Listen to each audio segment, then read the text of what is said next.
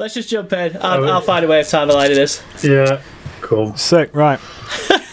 What's up, everybody? And welcome to episode 4. This is crazy. Of ggTV! Yeah! Come on! He's like our mascot. Yeah, that's it. I'm so stoked for this. These things are flying by. Like, this is just... It's always an absolute I look blast. forward to it every week. Yeah, Yeah, it's really same, fun. man. Yeah. Right then, so this week we're going to go through the news as always. We're going to do what games we've been playing, and we're going to finally go through Taylor's top 5. So I cannot freaking wait for this episode. This is going to be huge, I don't baby! know why everyone's so excited for it. Like, oh man, we know you're an avid gamer, man. Like, you're a fucking nerd. yeah, I am. So yeah, I'm freaking pumped about it. Yeah, man, I'm looking forward to discussing him. Yeah. So, anyone that's watching or listening, it's hot as an MF, so we're going to jump straight up into this. So, games that we have been playing this week. I'll start. I've been playing Overwatch because it's the summer event, so we'll go into that in the news. I always play Overwatch, that's pretty much all I do. I've been playing a bit more Plague Tale, which is freaking awesome. Really enjoying that game. And been playing a little bit more of It Takes Two, which we're near the end of that anyway. But it's a phenomenal co-op game, like absolutely incredible. And that's it for me. So, Joe. Right, okay, try not to hate, but Angry Birds 2, I've spent a bit too much time on that one. And I'll tell you for why. And at that point, we'll end it. Goodbye! I'm sure I can make some kind of edit on that one. Make myself sound like a bird being yeeted at like some kind of fortress. But yeah, the coolest thing about that, I'm just going to say, yeah, straight up, is there's nothing better to do while you're taking a dump. Fair. Yeah, no, you know, and I got to dump every day. Sometimes got to dump multiple times every day. And you know, when you're in there, it's not always good to sit down for a 15-minute YouTube video or whatever. So you know, it's as great as like watching tech videos or gaming videos or guitar videos is. Sometimes you just want to yeet birds at bricks, and so that's what I've spent most of my time playing. To be fair, and in a dramatic turn of events and revelations. Go on. What was that, Tay? I was saying you need to pitch Angry Turds, like the toilet version. Like, it's hurling turds out of a catapult into like aiming for the toilet. yeah, exactly. Yeah, I'll tell you what. Yeah, I don't know if we're going to have to cut this thing. I should probably not say it, but you could play as like an England football fan, and then when anyone of a race that you don't particularly like doesn't score a penalty, you know, you could like throw them at their houses or whatever. Like the most racist one wins or something. Classic racist. Fucking. I'm surprised there isn't like an underground. Yeah, it's like, okay, when they score, cool, but you know, if they, dumbass. No, but we're probably gonna have to edit that out, and if we keep it in, then you know, love and all that. But the other game in a massive sort of I didn't see this coming was one of the previous episodes I mentioned that I bought Mario All Stars from a really dodgy place, and I had to download this account and stuff like that. So I've got it. Yeah. And it's working, which is nuts. It's really annoying because each time I boot it up, I have to. Does it work all right? Yeah, I have to go. I don't know. See if I can just quickly show you guys what's going on with this. But you have to go through this sort of little kind of menu thing to actually get there. So don't know which camera I'm going to be showing this to and if it's showing up okay. But I have to do some dodgy stuff. Start software error has occurred, but hey. Oh damn! Nice. It's working, and it turns out the guy's got a couple of other games on his account as well, including Pokemon Sword and Shield. So boy, I'm a bit worried because like if I'd have downloaded those at the start, then maybe they'd work. But I'm worried that if I mess about with it, it'll get rid of Mario. So because I left that guy a pretty bad review because basically what was is in like the very very fine print to you know, you can buy the game from us, you know, it's completely legit, it'll totally work, and then you have to click through a different kind of drop down thing to actually read the fine print where it's like, oh, actually, we're not going to give you the CD key. Basically, you're going to have to log in as a different account, and it's going to be dodgy as F. And in this like day and age of privacy, where I'm not sponsored by NordVPN or anything like this, then I'm stealing all your data because I am from Russia. I have a Russian name, and of all things, when you logged in through it, it said Trump 2020. So I was like, but, I didn't expect to see that. So it just it smelled so dodgy, but it is working. So that's me, Angry Birds 2. I cannot find Angry Birds 1 anywhere because it's been discontinued, and if you didn't already download it before on iOS, then you can't put it back on, and I can't find any way of sideloading it, so boo-hoo. But yeah, man. But that's me then. Go on, Tay. I finished Metro Exodus. Oh, yes. Yeah, it was alright. I really enjoyed it. It was good. Downloaded a Plague Tale, but has yet to play it. Yep. And I've been chipping away at Resident Evil Village, currently in the factory, which is so sick. It's fucking intense. Like, mate, it's like something out of Quake 2. Yep. It's amazing. Yeah, it's so sick. So me and Lorna are chipping away at that, and then I've actually, speaking of playing on the toilet, downloaded a Game Boy emulator. Yes. And I've been hammering the first Donkey Kong on Game Boy. Oh yeah, man. Mate, it's so sick. Like, I've been hammering it. Yeah. So that's really Kong. yeah, exactly. Yeah.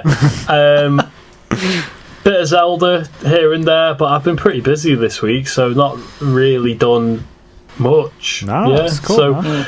I'm hoping to get Resi Village soon because I'm really enjoying that. Yeah. So yeah, I think that's as exciting as it gets for me. Yeah, that's fucking dope, dude. Yeah. Sick.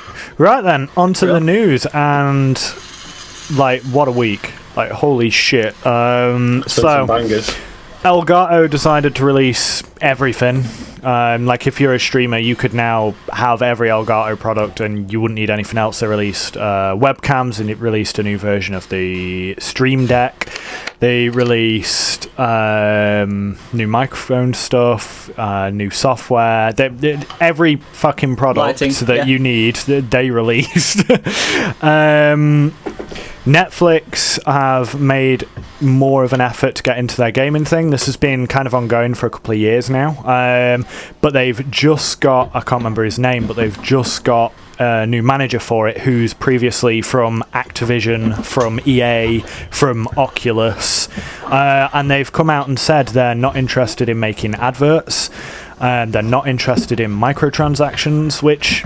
These are good things to hear this early on. Yeah. Obviously, it can all change, but Netflix, I don't know, I think they could be a good player in it. It'd be interesting to see where they go, at least. Well, Netflix is such a tyrant now in the media world. You know, who hasn't got Netflix? Yeah, exactly. Like, it's for what we pay $7.99 a month, or maybe $9.99 a month for the 2 screens.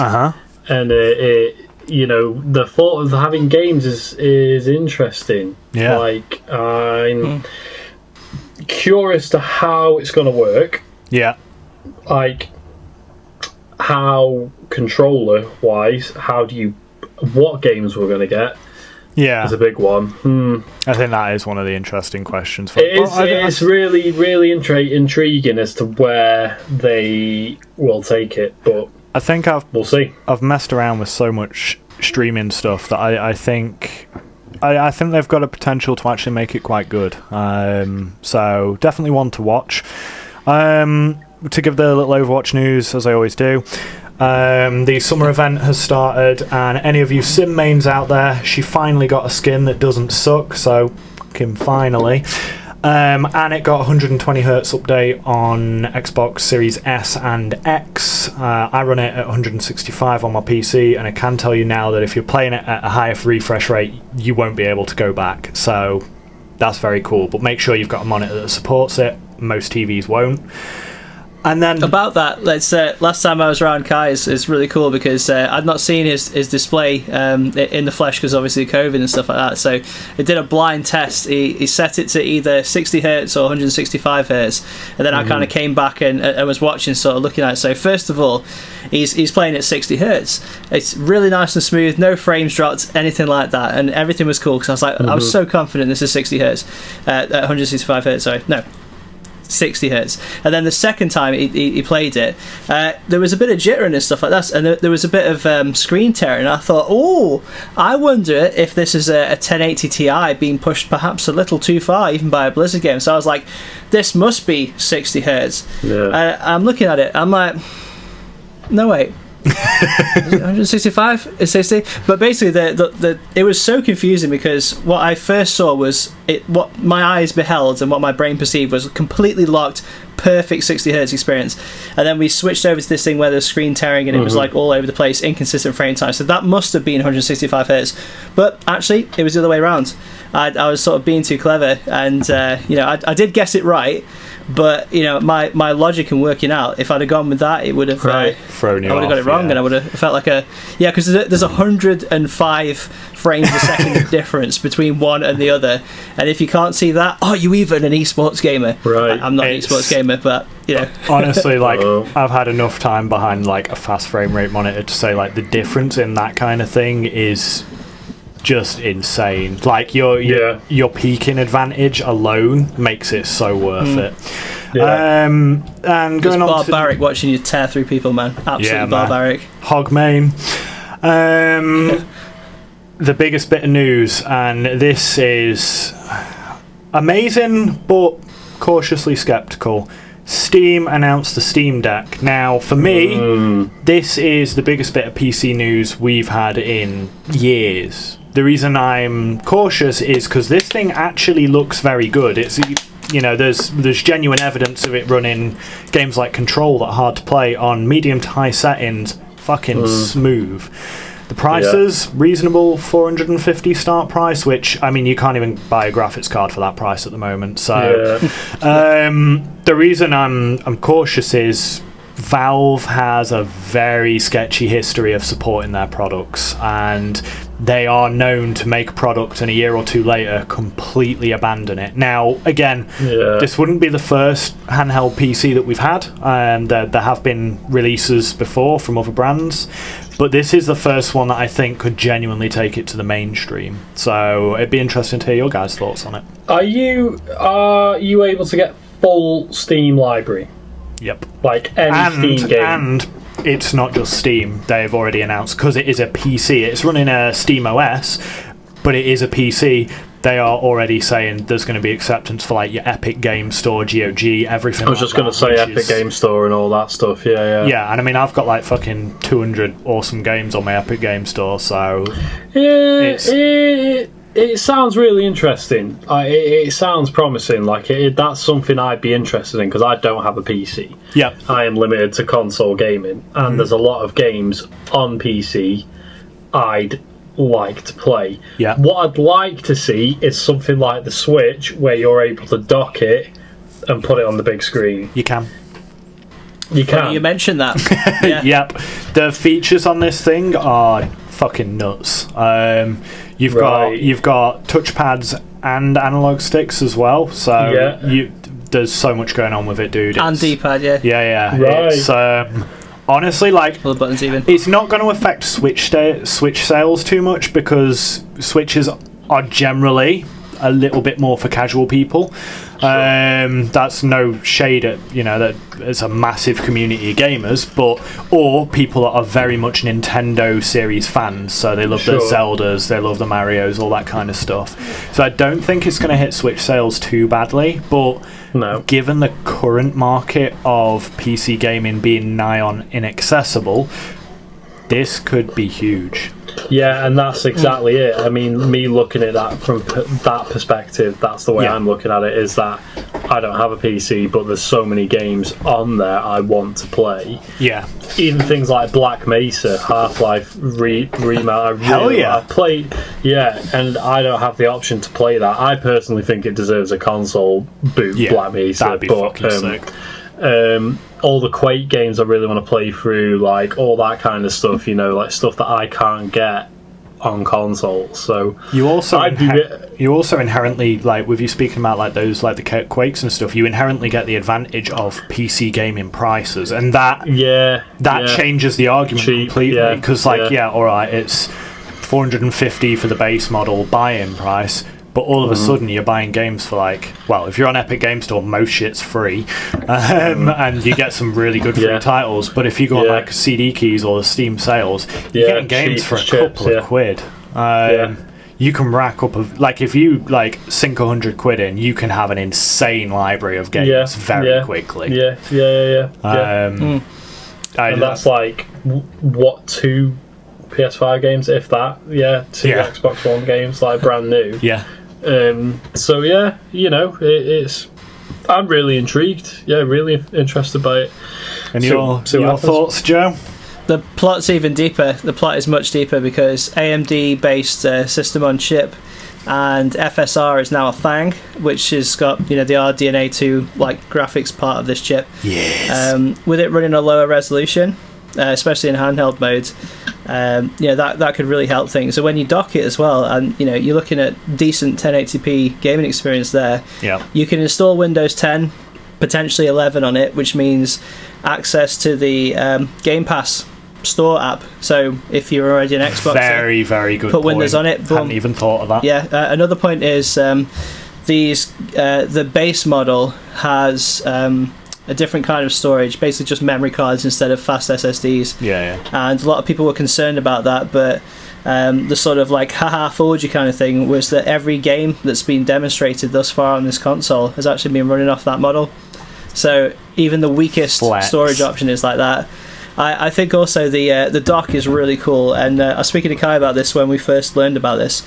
If you can plug in an external hard drive, then even if you buy the base model, the rest of the processor and the graphics there and the RAM, every other component is exactly the same. So if you had maybe just 3 or 4, maybe 5 games on the smaller storage option just while you're going around, and then when you're docked, the chip can draw more power. The potentially might even be better cooling, and you have say a terabyte hard drive or a terabyte 500 gig SSD, something like that. Then all of a sudden you're talking about quite a tasty experience. And I think the modding, the homebrew, and the customization kind of communities that will arise up around this product could be really, really good. I see, sort of speaking to Kai's point about Valve dropping stuff, like if it turns out to be a total flop, they would be daft to keep on hammering money into it.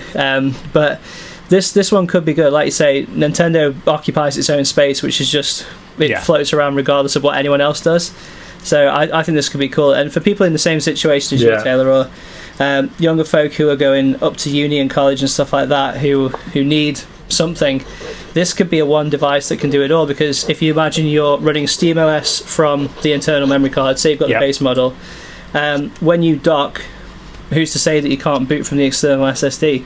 Yeah. So when you're just around, it's a gaming device, but when you go home or when you go into the, your dorm room or whatever, or the office, you could use it as a legit PC. I mean, I was think about the Series S that I've got. I don't know if it's actually in shot there, but that is a hell of a lot more powerful than most people's work PCs and a lot of people's home PCs. Oh, easily. If that had Windows 10 on it, that unlocks a whole world of possibilities, like running Photoshop or DaVinci or Premiere, anything like that. Look at what you can do on Xbox if you access the dev mode. It's fucking insane. Yeah. So and like I say, the gaming on all sorts of different platforms. There's nothing to say you can't stream through a browser using that. It's got an Ethernet port in as well to keep things nice and low latency. So it's a very well spec, very interesting piece of hardware, and I hope it does really well, and I hope that I can get away with buying one. I might say to my wife I accidentally bought it again, which is a story for another time. But it's could be a pretty nifty piece of hardware. I definitely nearly jumped in on the pre-order, but I'm gonna wait and just see what happens with it. One last point on that then is they say it's not user upgradable, but unless the storage options for the NVMe drives are actually soldered onto the board, then you will be able to do something within reason to do that. It's the 2203 form factor NVMe drives, and they are fairly readily available. So if this platform supports PCI eGen 4, you're looking at some crazy storage speeds. So I mean, your OS and everything, and with Windows 10 as well, there's the USB-C port on the dock is for power delivery only, and then you have 3 more USB slots, plus Bluetooth and stuff like that. So if you're using a controller, there's nothing to stop you using an external microphone and camera and hard drive all at the same time. So you could be streaming and recording your gameplay. There's a hell of a lot of potential with this kind of thing. So although it's not got Thunderbolt USB 4 / Thunderbolt 3 support, there's some real potential there. It's exciting as hell. Taylor, did you want to drop the news regarding the new Ubisoft game? Because I have not watched the trailer. I don't know. Yeah, I saw it quickly. I think I watched a bit of the trailer, but it basically looks like a 6-on-6 multiplayer shooter. Is it like a hero style one or? Unsure. I'll be honest. I just saw it. Had a quick look at the trailer. Yeah. Didn't watch it. I think I was at work at the time. But it looks like a 6v6. Okay. Yeah, I'm not sure if it'll play similar to Rainbow Six Siege or something like that. Don't know. But it could be interesting. We'll see. It's Ubisoft. So I'll probably avoid it. Yeah, I'm not. Ubisoft haven't really done much. I couldn't tell you the last time I bought a Ubisoft game. Not really my bag. No, I can tell you the last time I bought an Ubisoft game, and I will show it to you. Dun, dun, dun, dun. Oh, Here's my Switch again. What has he done? And I don't know if you can see that there, but that is Immortals Phoenix Rising. Oh, you actually bought that Zelda clone.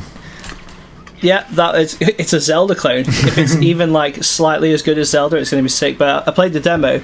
It's actually really entertaining, so I thought, screw it, well, it's this cheap, I'll have that. And cross-platform saves and all sorts. Yeah, is it on Xbox? It's on everything. Everywhere. Yeah. Is it on everything? Okay. Yeah. I'll have to have a look. Yeah. Yes, I'll have to have a look. Crazy week for news. So, the main event, Taylor, your top 5. Drum roll. Oh no, dude. I've been waiting for this one. Mate, you gotta feed me the information, brother. We've had such a good time doing ours that I think because we know what you're about to experience, it's made it more so now. Don't forget your honourable mention, when you get before you do your number one. Yeah. Do your honourable mention then. I was talking to Kai about this, so I wouldn't say these 5 games, I absolutely adore them, but I don't know if it's going from bottom to top. I'd say they're pretty all equal, but I'm going to go in order of what I think is a good build up. But the last 2 are definitely top 2 favourite of all time. The top one's got a bit of a twist to it, so you'll have to forgive me. Now I'm more fucking excited. So, yeah. This is why it's like fucking Pong or something. No, it's a big one. It's a big one, and I've saved the last one till last because that's definitely the one I'm going to talk about the most. 100%. So yeah. Are we going? Are we getting started? Sure as shit are, my dude. Get into it. So, number 5, even though it's no particular order. I'm going to go. So, number 5 got to have been one of the first games that I ever played, and was instantly this is fucking insane. I already think I know what this is. And I remember I went with my dad and we got a PC from Chapel. We went to Chapel to this PC shop and picked it up, and we got the first Tomb Raider. Okay. We got FX Fighter, and then we got, which is number 5, Duke Nukem 3D. Yes! Hail to the king, baby! Yes. I remember my dad booting it up, and as soon as he comes down, you start on that level where there's the ship is crashing out of the sky. It's those alien bastards are gonna play for shooting up my ride. Yeah. What is this? The swearing in it, and you just shooting everything in existence, and I'm this is insane. There's loads of rude references in it. Yeah. And I just remember being a kid hammering that game so much, and I've got the 20th anniversary edition on my Xbox, and that's sick. I remember putting it on, and I was I still absolutely adore this game. I could never ever get bored of playing that game. I literally still have it on my N64.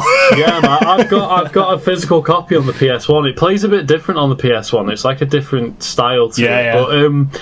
But that game, I remember, because obviously it's in chapters. You do chapter 1, and then there's the massive boss at the end of chapter 1 in the stadium as well. Yeah, the stadium at the end where there's the big massive float flying around. You shoot and it just drops thousands of weapons, and I loved all the the little Easter egg nods, there were digs more than anything at games. So there was like, it was like one of the first games to have like proper Easter eggs. Yeah, so did you ever find Doom Guy in it? Yeah.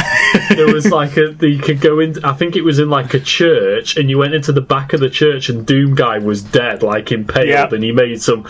And then there was a bit where there was like an earthquake, and it was like, I ain't scared of no Quake, and it's like a dig at Quake, like, and yeah, I just so many fond memories playing that game. Like, I used to genuinely shit myself playing it because my dad used to call them tough cookies. I can't remember what the actual name for them was, but they were like the ones with the massive miniguns, and they'd come around the corner, and like as soon as you show up, you're like, oh fuck, like I'm in trouble, like, and I'd like literally run off and be like, oh, how am I going to do this? And I'd just go in like hurling pipe bombs RPG, like the Devastate, and like all the weapons in it. It's just so much fun. Great. Like the Devastate is like you've literally got two fists that fire missiles. Like the whole game's like ridiculous. It's like Doom on acid. It's just amazing. Like it's a shame it never really got a decent. Like obviously there was Doom, Duke Nukem Forever, but it was just never going to live up to the only other one that was decent was Land of the Babes again. PlayStation. Land of the Babes and Time to Kill. Yeah, I thought were both good, but again, completely different games too. Oh yeah, absolutely. And Duke Nukem 3D as well. Like, it was a fucking fantastic co-op game. Like, it was a really good split screen game. I didn't know you can play it co-op on the N64. On N64, yeah. Well, I remember co-op. Like. Me and Tom Lomas used to talk about Duke Nukem all the time, and he started saying like, "Oh yeah, those like different weapons." And I was like, "What? They weren't in Duke Nukem 3D." He's like, "Yeah, they fucking were." I was like, "No, they weren't." Yep. Like, and we used to be like, and he was like, "I had the N64 version where some of the guns were different. Yeah, so you didn't have the chain gun cannon; you had Uzis. Yep, and then there was." Was the RPG different or something as well?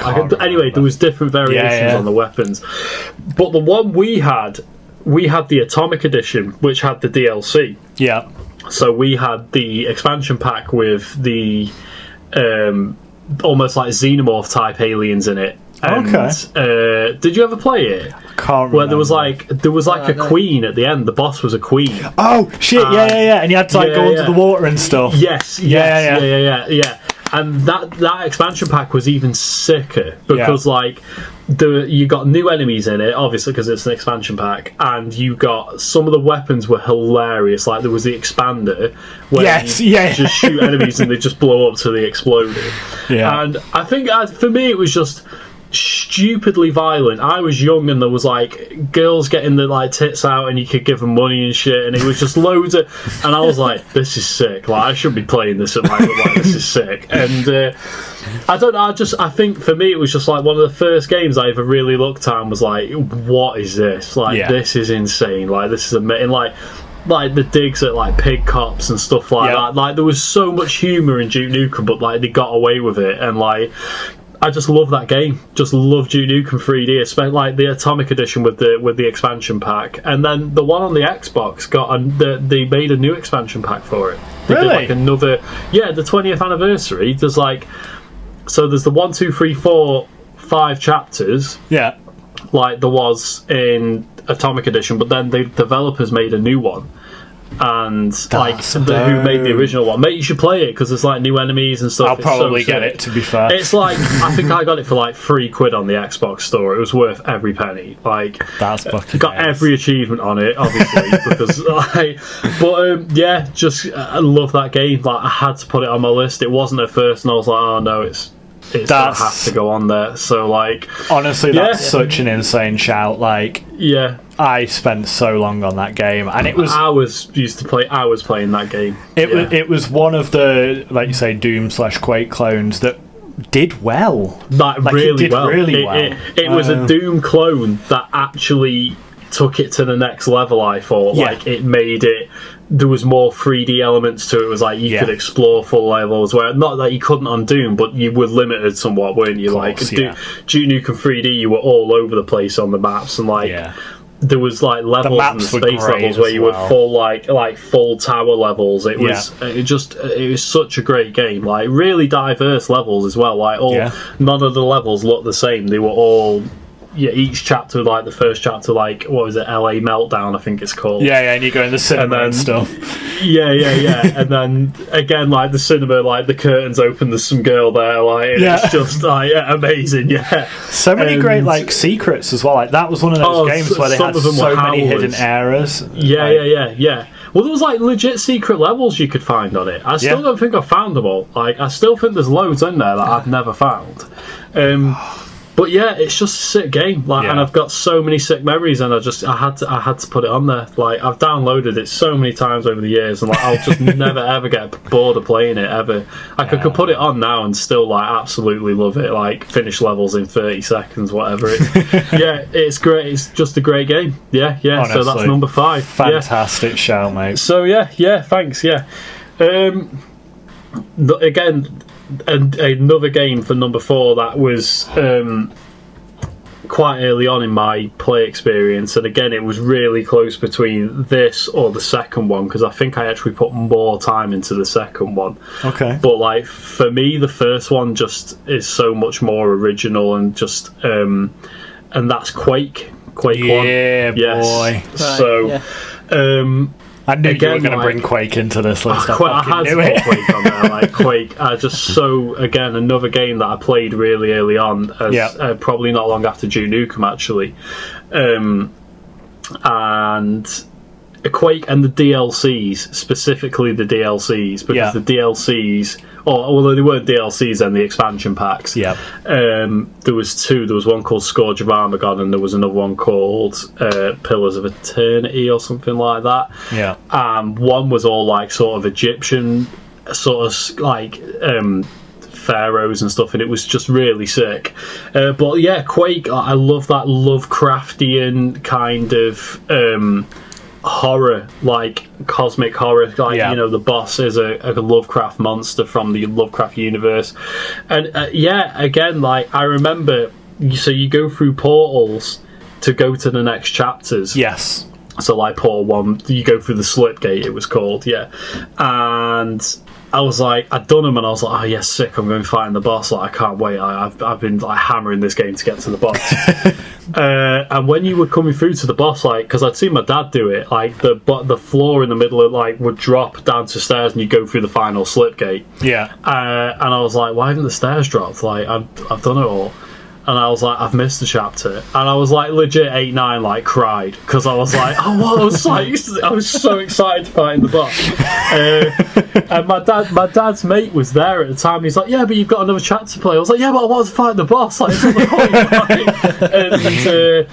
But again, like another game that there was certain enemies that I would shit my pants if they show up. Horrible enemies in that game. The Shambler being one of them. Like as soon as you hear that Shambler roar, you're like, I'm out. Like, see you later. Yeah. And there was another one. I can't remember what it was called, but it was like a spider woman, and she used to throw these like purple balls at you, and like those pieces of shit would fucking hunt you down. Like, you couldn't just run off. Like, it would go round corners and like follow you and shit. Like, even like the main fiends though, like they looked horrible. They were just that's what I love. Big spikes and fucking teeth. But I used to call it, I think my dad used to call them like thick fiends, because there was like a glitch in the code and they couldn't get through doorways. So I used to just go and sit at a door and like gun them till like they were dead. Like, fuck you. Like, but again, like I feel like it's just such. I don't think we've ever seen a game like that since. I really don't think we have like that.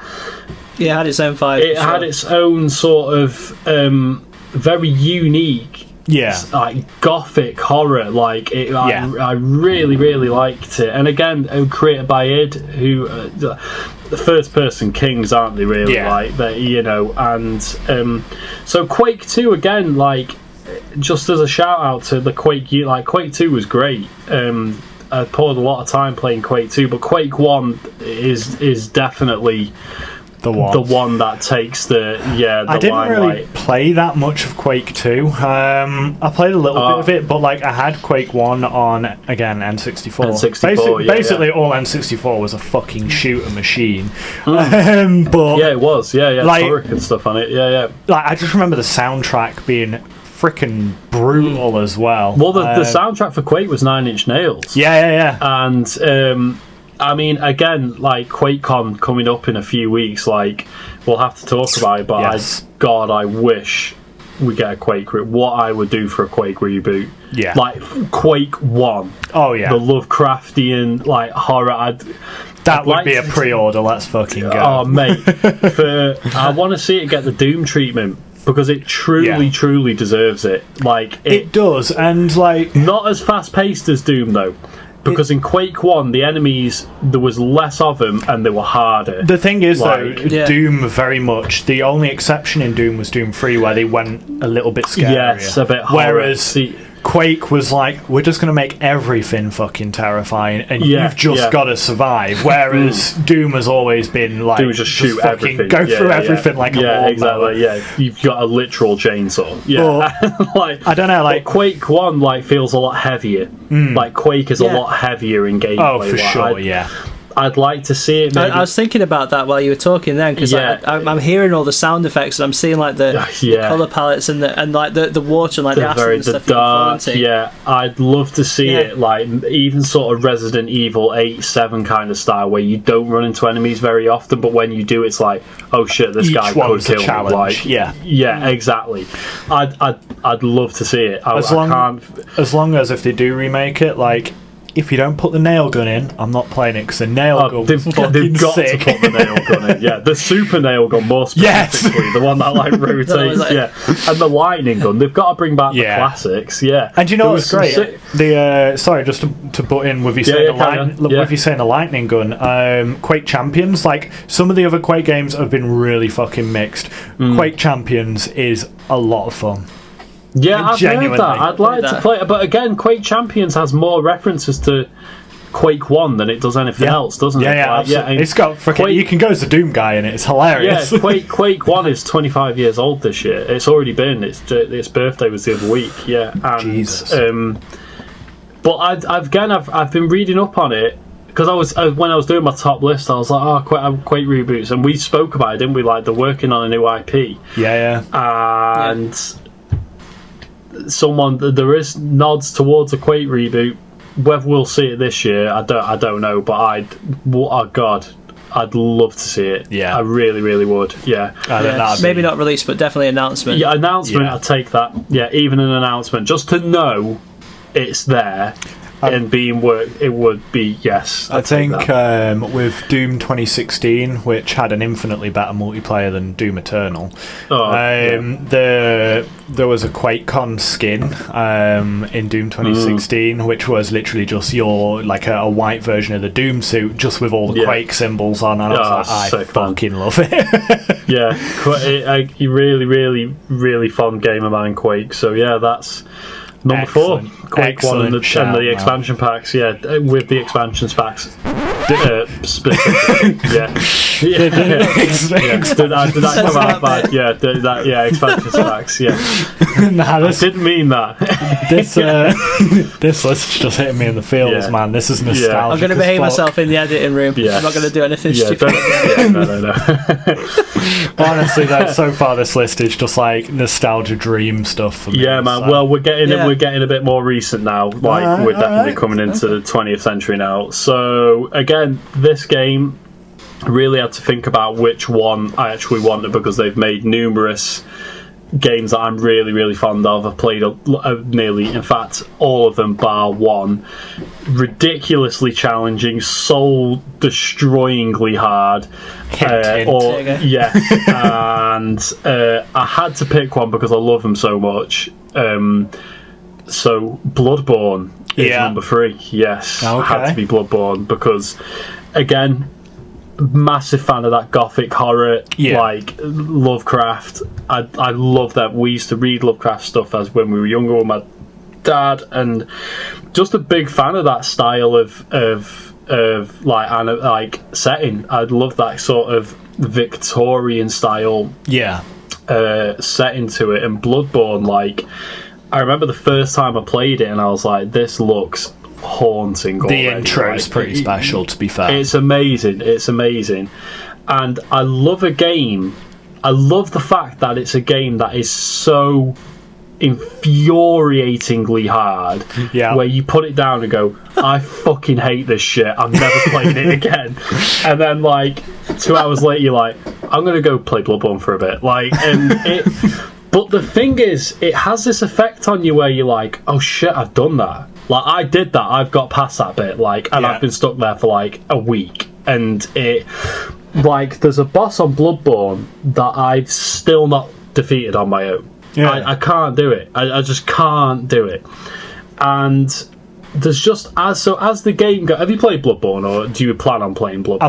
I've played the opening couple of hours, and that's about as much as I could be arsed with, just because I ain't got the time for that commitment. So the whole thing with Bloodborne is that as the game goes on, you gain insight. Yeah, and the more insight you get to a point where you've earned enough insight and you start to see the world for what it actually is. Yeah. So, like, at the start of the game, they'll be like, you'll be in, like, a graveyard, and then this big blue ball just starts floating towards you, and you're like, what the fuck is that?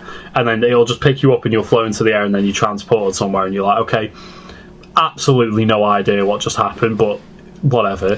And then as the game goes on, you've gained enough insight, you start to see that there's actually these massive creatures hanging off the buildings, and like that was their hand coming down and grabbing you. So that's cool. The story is very, very minimally told. In fact, there's barely any. You have to read the weapons descriptions and stuff like that to find out what the story is.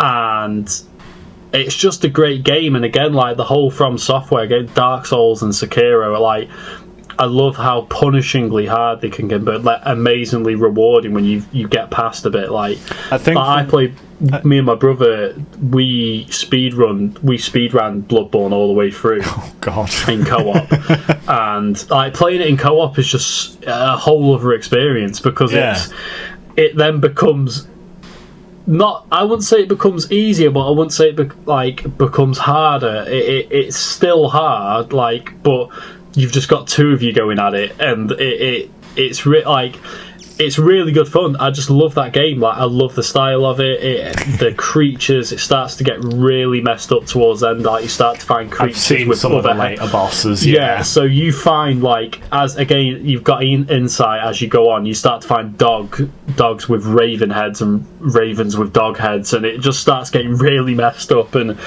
it's just a wicked game. Like, I just love it. I love and like I finished it. I got every trophy on it, and was like, wow, I don't know how I did that. Like, but that's insane. Yeah, I had to give one of those From Software games a shout, because I spent so much time playing them. I had to put one on the list, definitely. I had to do it, and like Bloodborne was the one that resonated with me the most, I think. So yeah, Bloodborne's an interesting one. It's a good shout. I think out of all of the From Softwares, like, if you're going to play any of them, Sekiro and Bloodborne are, let's be honest, they're the standouts of.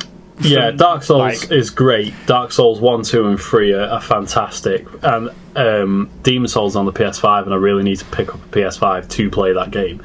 But Sekiro, again, was so close to being up there rather than Bloodborne, because Sekiro is just... I've never played gaming mechanics like it. Like, the blocking and the parrying, it's like a bottleneck second where you've got to...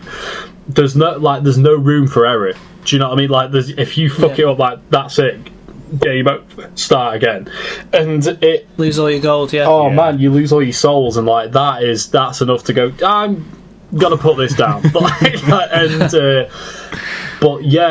Sekiro is a whole of a ballpark, because that boss, like, I remember, because you can't co-op Sekiro. Yeah, you've got to do that game on your own, and that is it. And the boss, I dread to think how many times I died trying to do that boss. But I literally screamed when I did it. Like, and Lauren's like, "What the fuck are you shouting at?" I was like, I've done it! Like, on the verge of tears, because I was so frustrated, and I just love the fact that a game can be that hard but so addictive. Like, you keep wanting to go at it because you want to do it, and like it's just such a fantastic game. Just the design, the lore, the setting. I can't think of anything that I don't enjoy about Bloodborne. There's not one bit about it like that I don't enjoy, and I cannot recommend enough that people play it. Yeah, it's so good. I think after this, it's an interesting shout as well, isn't it? Because when you think about some of the older games, like the Nintendo Hard kind of thing, it's interesting. Like when you think about the psychology of it, that a lot of games just basically give participation trophies, and they just, you're invincible and you just smash through, and there's no actual challenge there. But then you have these games which are just the total polar opposite of that, and yet you found them so compelling. So that's interesting, isn't it, in a way? Yeah, man. It is. Yeah, it is, and that's why I thought it was important to put it on there, because like I guess the relationship you have with the game is a very love-hate. Like it is a fine line between hating it and going, that game is a literal piece of shit and I never want to play it again, and then going, oh, actually, I really want to finish it and I want to carry on. And I think it comes down to that point of like, you're so heavily rewarded when you do something, because it's like you get all these souls. It's like, right, go level your guy up, or like you'll get some sick weapon, and like, or you'll get an item like a ring that will completely change how the game plays. Like you might get a ring that like boost your health when you go low or something like that. There's so many different experiences around that game. Like it is really good fun. I just love it. So this is one of the reasons that I kind of admire what PlayStation 5 has done in a way, because like normally, let's be honest, a console release comes with a racing game, a fighting game, a shooter. These fuckers are like, we'll give the kids Rift Apart. For everyone else, there's Demon Souls or there's Returnal, and there's nothing else. That's it. Yeah, that's your PS5 game library. But like to anyone who's not a veteran of those games, and I'd like to think that I am a veteran because I've hammered a lot of them. Because when I first played Dark Souls, I was like, I do not know what I'm doing here. To the point where I put it down for like 2 years. I was like, I'm never going near that again because it's disgusting. And now I've rinsed all of them. And it is one of them. But you have to get on the wikis. You have to look at where you're going next. Like it's not just a game that you can just pick up and play. It really isn't. It's a game where you really have to meticulously plan about what you're going to do and how you're going to do it. And like it's rinse and repeat. Die, go again, until you get it right. And that is it. And it is. It all like Sekiro becomes like a dance. It becomes like an almost choreograph. Like he's gonna hit them, right? That's when I block, right? That's when, and then I run off, and then I come back and do that. And it almost becomes you like muscle memory of how you play that game. And it's and each one of them plays so differently. So Dark Souls is heavy on blocking, Sekiro is heavy on parrying and getting attacks in, whereas a Bloodborne is really aggressive on, when you attack, you gain health back. Yeah. So you have to keep attacking. So when your health goes down, like if an enemy hits you, if you hit them back quick enough, you gain that health back. That's so cool. It really encourages you to not be a bitch and get stuck back in. Like don't be a pussy. That Doom enemy health pinata. That's it, and it's really good. So that's number 3. Bloodborne had to go on there. Yeah. So one of the most interesting out of all the lists, I think. Like particular shout. The fact of like how infuriating it is, but at the same time so addictive, and so much love can go into it. Really interesting. I thought I'd be an interesting one to put on there. Definitely. Definitely. I'll start chipping away anyway. So final 2. There we go. Two biggies, and this one again was a really, really tough shout again, because I think I put far more hours into the one previous than this, but this one I just again remember watching the trailer for the first time and like freaking out because I've waited so long for it. And I know what this is. Skyrim had to go on there. Had to put an Elder Scrolls game on there because Oblivion had 600-700 hours on that game, maybe more actually. Damn. But Skyrim was just Oblivion, but like just enhanced. It was just everything that Oblivion did, but more.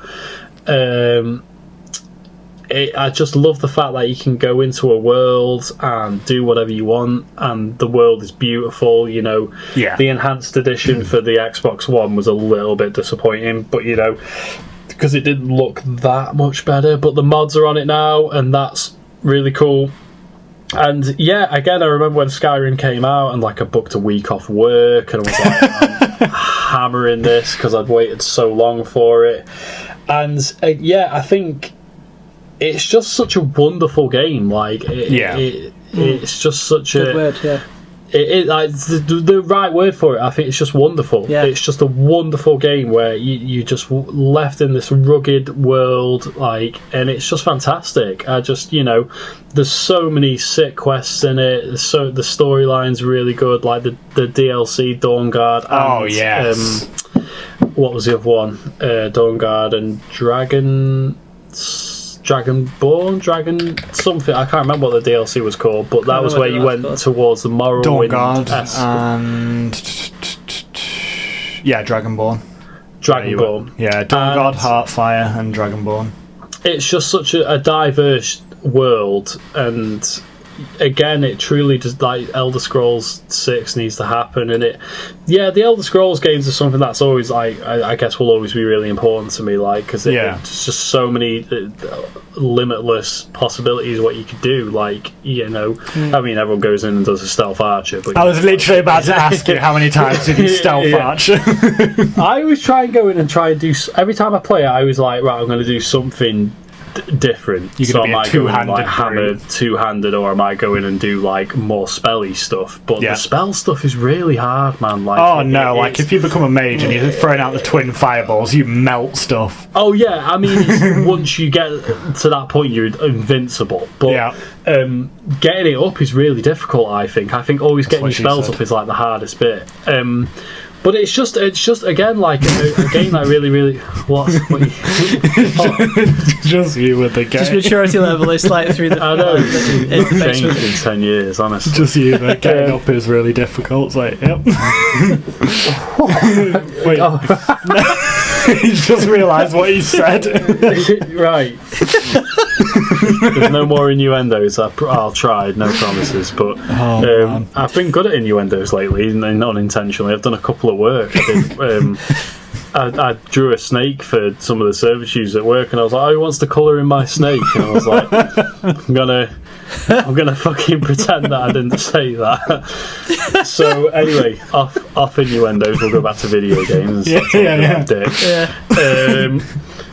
but yeah, Skyrim, man, like again, but there's like bits in Skyrim that are freaky, man, and like again, you go down into Blackreach, and it's like a whole other world down there. Like it's insane. You know, I can't wait to see what they do with the next one. Yeah, because like Skyrim blew me away, and I was like, I always remember saying like, well, I look at that game and go like, imagine what's the next one's going to look like. And I remember playing me and Tom when we used to live at Bath Road. I don't know if you remember this, but we would like we'd have a day off, or well, we had a lot of days off then. But you know, I would bring my screen up into his room with my 360, and we both play Oblivion at the same time. Like we just sit there hammering Oblivion all day.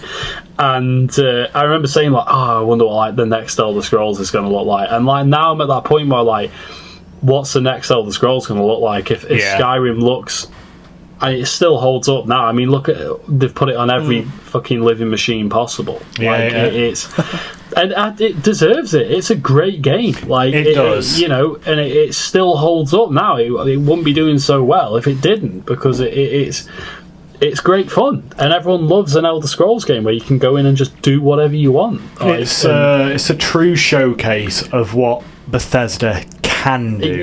Yeah, and that's exactly. the important thing. Set the bar high. Yeah, well, that is their baby, isn't it? Elder Scrolls is their. You know, I remember when I was younger, my dad had Daggerfall. Boy. I remember my dad playing Daggerfall, and the map for Daggerfall, like the dungeons were procedurally generated and stuff like that. So that's something apparently they're talking about for Elder Scrolls 6 is procedurally generated dungeons, which I mean, if that happens, insane. Like, but I really don't know how to sum up Elder Scrolls Skyrim because it's just such a good game, and there's so many. I think every time I play it, I find something new because it's such a massive world. Or you run into a new character you've not seen before, or something.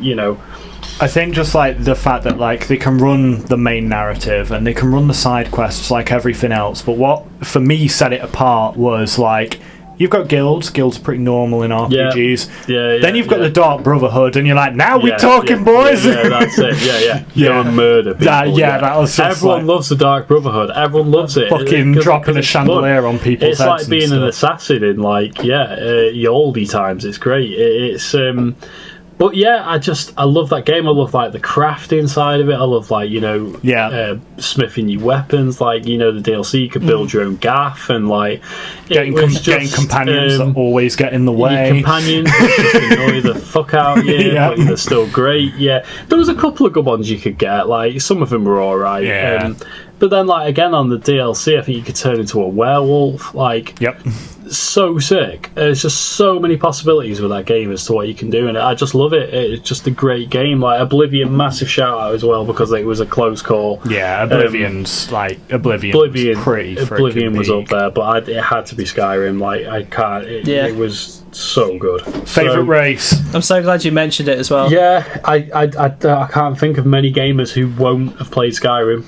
It just missed my top 5 by an absolute whisker. I was so close to putting it in. I mean, there's moments of it, like how I did mine, and I was doing like the storytelling stuff. There's that moment where you go up to the throat of the world. The first time you go up to the mountain. Amazing.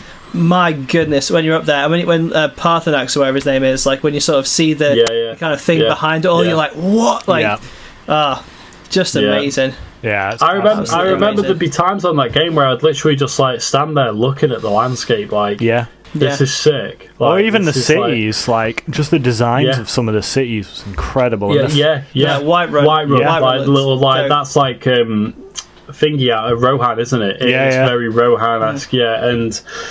Again, there's so many different areas to it. The map is so diverse. You go down to the bit where there's like all the geysers and everything. It's all like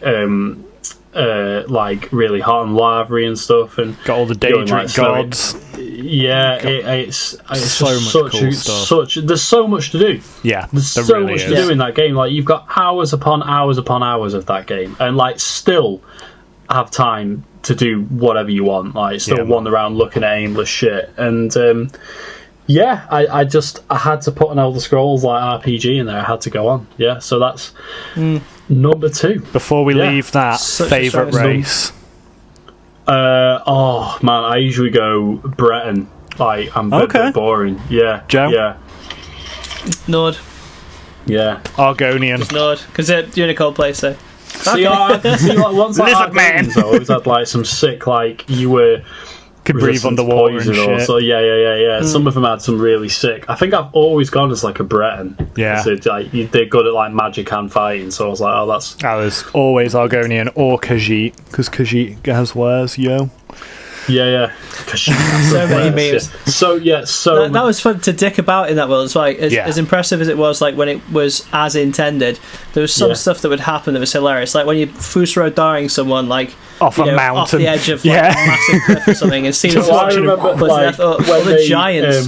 The giants the giants were broken when it first came out, like because they'd hit you, and you're like, that's it, like out of the map, But again, with like every Bethesda game comes with its glitches, and they're always hilarious. Like so, that's number 2. Incredible. So the final one, the biggie. This is a biggie actually.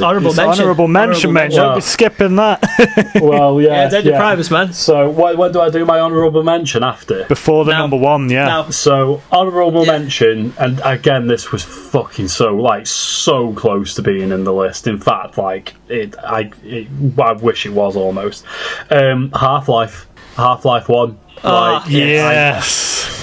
Again, like a game I played, like I remember my dad, like he got it, and there was like a day 1 download which was like 700 meg, and we had to wait like 2 days for it to download or some shit. And just like the whole atmosphere of that game is just something else. Half-Life as a franchise as well, like I Half-Life 1 or 2, I couldn't pick one because there's so many good levels in Half-Life 1. The one thing in Half-Life 1 that like elevates one over the others for me is the sound design, just because all of those effects, I always hear them. I can hear them now. Or the scientist at the start of it, like I know his voice, it's there. Good morning, Mr. Freeman. Yes. And G-Man as well. Like, and it was like, stuff, they're waiting for you in the test chamber. So good, my dad used to rib my brother all the time because he's called Jordan, and he'd be like, "What are you up to, Jordan Freeman?" Like, and he'd just rib him all the time for it. But yeah, like the sound design, like you literally hear, like you don't even have to think it, and you know what that sound is. Like, the levels, the level design is insane. Like insane level design. Like the one with the pit beast. And the big like claw, like you had to throw grenades so it'd like go off, and like the outside of that like big tube, there's just like the radioactive waste everywhere. Like it was just such a sick game. Like so much fun. The weapons were sick, the enemies were sick, like the expansion packs were sick. Like you'd go to Zen at the end and it was just like a whole other experience, like anti-gravity, jumping about, new enemies there. It was amazing. Like, so I could go on all day about Half-Life, so I best start around deserve it as well. It does deserve it. It's one of the biggest, most influential games that we will ever I think see. I think it is the most influential first-person shooter ever in some arguments. Like I honestly think it is. Like I think it truly deserves a place in that hall of fame for first-person shooters. Half-Life 3 needs to happen. It fucking does. So the last one, and the last game, man, this was so hard, like really hard. So there's a bit of a twist because I couldn't do it. So I couldn't choose between the first or the second one. Like they're both, for me, as they are an experience as one.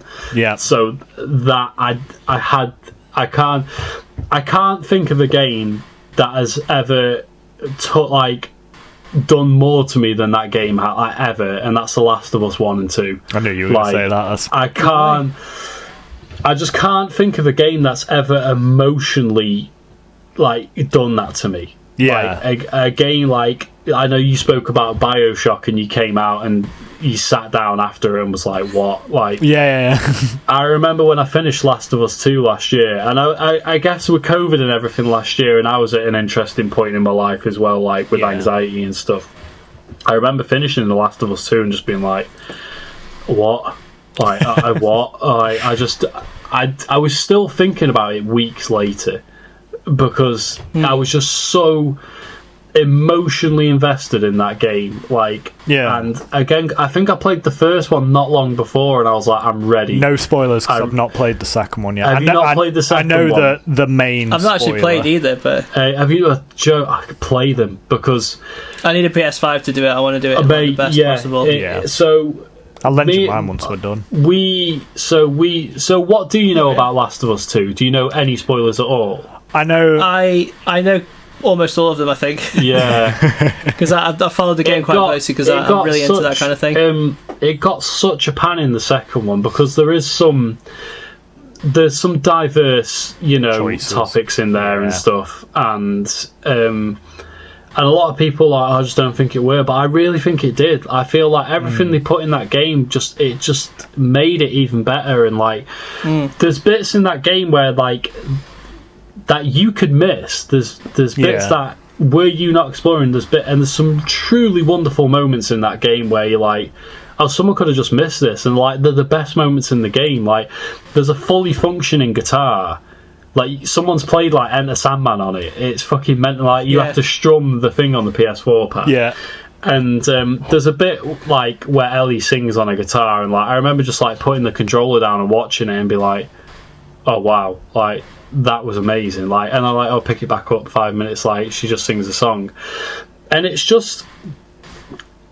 don't know, it's just a game where the story it just did something to me. I don't know what it was. To this day, I don't know how that game had such an effect on me. The first one as well is I guess you go through such a story, like a triumph of I don't know how to describe it.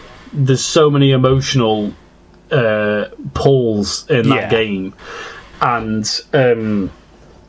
it starts to get really dark towards the end of both of them. You know, like a second one, you start to see the game from a completely different angle halfway through, like completely different. And I was like, I don't know if I'm going to enjoy this, but I really, really did. And like something major happens at the start of Last of Us 2, and I was like, okay, that's completely changed how I thought this game was going to go. Like completely already, and that's like 2 hours into it.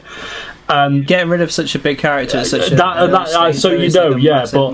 there must have been like 5-6 moments in The Last of Us 2 alone where I was like on the verge of tears, because I was like, this game, like that bit being a big one, and especially because I'd not long played through The Last of Us 1, and I was attached to that character, and I was like, oh, he's a sick character, like I love him. I think the decisions for him in the first one are very interesting as well, because you try and relate to him, but then you're like, I'm not sure I agree with all the choices that are being made, and it's and that's it, and you really start to. But then the second one, the shit towards the end of that game where you really start to resonate, and you're like, holy fuck, like this. A game has. I can't believe a game has like reduced me to tears. Like the second one, the end, absolutely destroyed me. Like I remember sitting there just being like, I don't even know what to say. Like I was lost for words, because I just don't even know how to sum it up. I've never experienced a game like it. Like such a story-driven, emotional, yet action-packed, horrifying game. Like there is so much going on in those two games, and it's just such a roller coaster. Like there's some like funny bits. There's bits where you're just like watching someone play guitar and it's really emotional, and then I think even like you say, the smaller bits in it make it like just like in the first game, like the zoo moment is like you just feel that. Like, have you played the first one? Yeah. I played all the way through first one. Yeah, the first one's great, and the bit with like the giraffes. You're just like, that's just such a fucking like you see it and you're like, all right, fine, and then you're like, okay, I'm kind of, this is cool. and again, nothing really happens. You just see two giraffes, but because of the environment and the world and what they're going through, it's like, oh, that's like a really wonderful moment for them. Like, and again, because you're playing as that character, you start to. Because you're invested and like you take on that role, don't you? Almost, and there was bits. I think the second one did more stuff to me emotionally, like that any TV show or film like I've ever watched. Like I don't know. Honestly, I don't know how to tell you. Like, but like I really, really would implore you to play that game, Joe, because it's just. Oh, I'm going to. Like, I'm pissed that I haven't already managed to get it. You would love it. My plan was to pick up like a used PS4 Pro and try and do it on that, but I want a better experience than that. So I might pull a Kai and grab a PS5 to play a PS4 accidentally game. buy a PS5. Yeah. But, I'll be dead. But yeah, I was going to say about this. Like, I've read really into it because I'm really into those kind of storylines and things. And from what I gather, looking for now on the outside in, is the emotional connections and stuff that you feel. It's because the quality of the voice acting, the quality of the scripting, and the mocap. These kind of things. It's not you're playing a game and you're shooting aliens and stuff like that. Like, and there's a disconnect between what's happening. Like, you're dealing with a very human story, and then I've read quite extensively about it. But the ending of 2, where everything that you've kind of experienced at this point makes you support this character, but then you see it from the Nemesis's perspective. And it's actually well, how come this one is justified and this one is justified, and that kind of that moral grey bit, I think, was a really great storytelling method. Because you're left thinking like, what the hell? I guess what I took away from that game is that everyone goes through their own everyone's going their own path, aren't they? Everyone's going through their own shit. Everyone's going through, you know. And for me, it was like really a game about finding yourself, like who you are as a person, and like it was just wonderful. It was just a beautiful game. Like both of them, The Last of Us 2 gave you a bit more like non-linear experiences, like you would have areas to explore. And that the gameplay behind it was really good. But yeah, just for the story alone, I think I had to put that, like, I won't say it was like my favourite game ever, but it's definitely the game that's had the most effect on me, like, as a person. That's like, cool. 100%. Like, it really, really did. And, like, my missus played through it as well, and, like, she cried at the end of 2 and was just like, oh, Joel. And I was like, yeah, everyone loves Joel, like, and... he's like that father figure, and he's funny, and and I think everyone likes him as a character, and like, but then again, like Joe said, you see it from the other person's side, and again, I don't want to give too much away, but like you start to go from like, okay, like all these good things, like she did what she needed to do, and man, it's a truly breathtaking game. Like it really is. I don't know how else to word it up. Like it's just a phenomenal experience. Like 2 got a bit of a panning, and I don't know why, because I just loved it. Like there was some bits about it that in the conversation going on now, like a lot of people. June's a hard month for me for having to hear about this kind of stuff, and it's a lot of that. Plus, like in this situation, like where would you be getting hormones and all this kind of stuff from? And it's a bit sort of daft like that. But I think a lot of people that were weighing on this.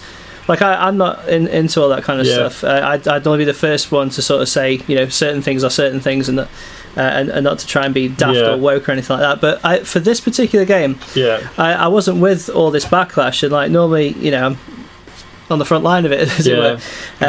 But I think it was just irrelevant. I think what was great about this particular story, and like I said, I've read loads into it, is the fact that it explores part of the human condition, and it explores a philosophical and moral point which keeps you thinking about it, which is why obviously it's made it to number 1. And the great execution of a point like that through narrative interactive storytelling, you can't get that from reading a book, you can't get that from watching a movie. Like when you are the player, it's an experience. Like you're playing it. It's an experience, and I guess that's what I took away from it, is that like being there, playing that character, and especially a character that you are so emotionally invested in because of everything they went through in the first one, and like you're attached to that character and you want to see them do what they want to do, and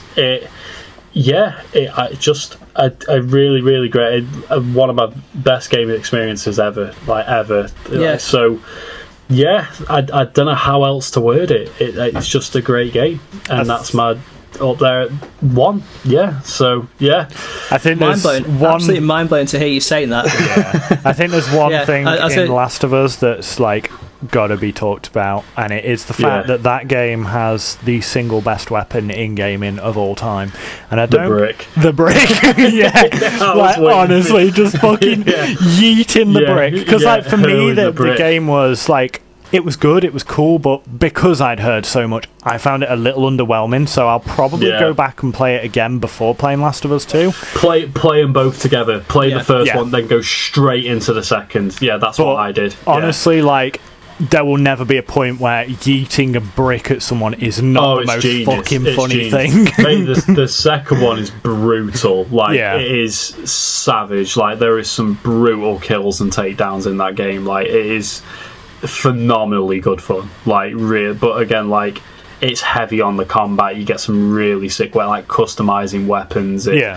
It's so sick. Like, really sick. Definitely. It's so interesting as well to see this game, like to have done so well and to have so much conversation about it. But ultimately, it's the most human of the games I think we've discussed this episode, and certainly in the other ones. Like I'm on about games where you're superheroes, or you're fighting aliens, or you have dragon powers and this kind of stuff. But this time there's not really any kind of there's not a whole lot of overtly supernatural weirdness going on to a degree.